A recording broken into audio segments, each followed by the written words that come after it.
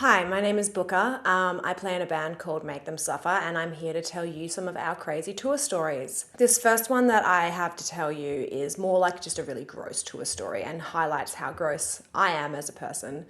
So this is a story that happened a few years ago when we were touring North America with After the Burial.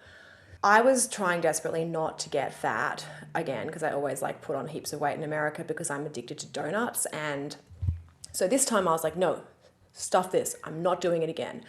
And so I decided to try to do keto for the first time. Unbeknownst to me, when you're on keto and then you decide to drink straight Jameson, it's like a bit of a lethal combination.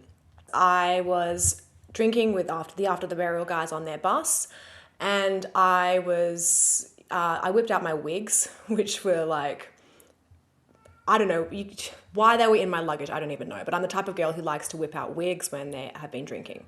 So anyway, I whip out my wigs, and then basically what happens is I'm just I've got this smile on my face, and then I'm just I'm out of there.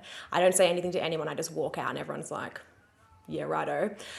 Apparently I found my way back to the Make Them Suffer van, and I go into the back where the little bed is, and I pass out.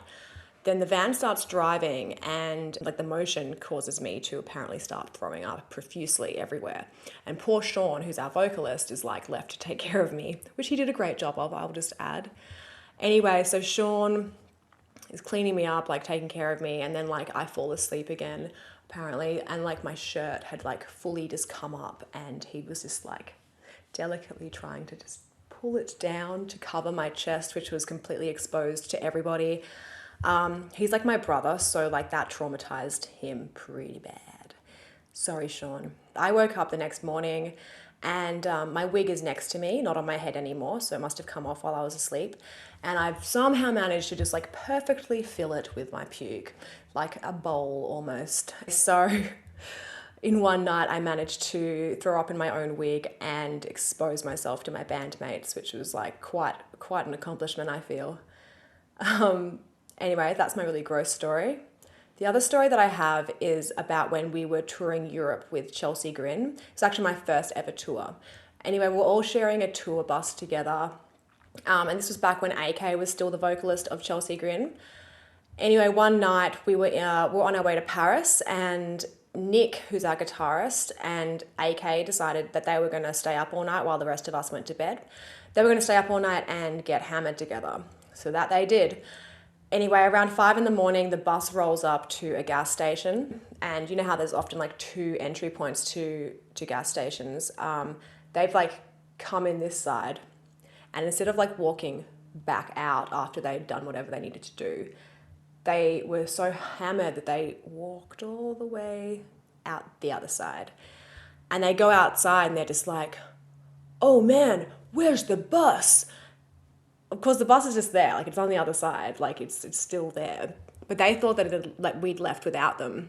So, bleary and red-eyed and just reeking of booze, they go up to this poor couple who they've just stopped for fuel, and they're drive us to Paris, and they're absolutely not.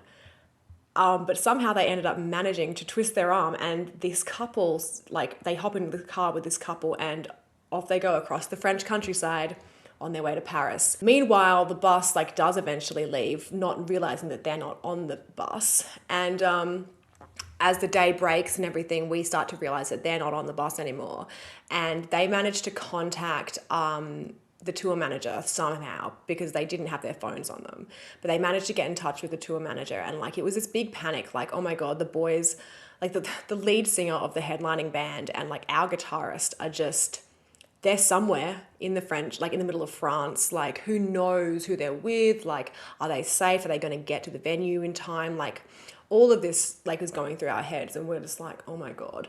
Anyway, we rock up in Paris at the venue, we rush inside, and they're there, and they're perfectly fine, and just feeling really, really shit by this stage, obviously. And yeah, they beat us there. They beat us to the venue by hours because they left without us. They thought that we'd left them, but they'd left us, really. And yeah, so that's the story about why you shouldn't get hammered on the way to Paris when you're in the middle of the French countryside, and get off the bus ever. And if you do, make sure somebody on the bus knows that you're gone, because you might get into a car with strangers and hitchhike across France. Those are a few of the tour stories that I will share with you, but as you know, what happens on tour mostly has to stay on tour. So that's all you're getting for now. But I hope you enjoyed these stories. Until next time, peace out.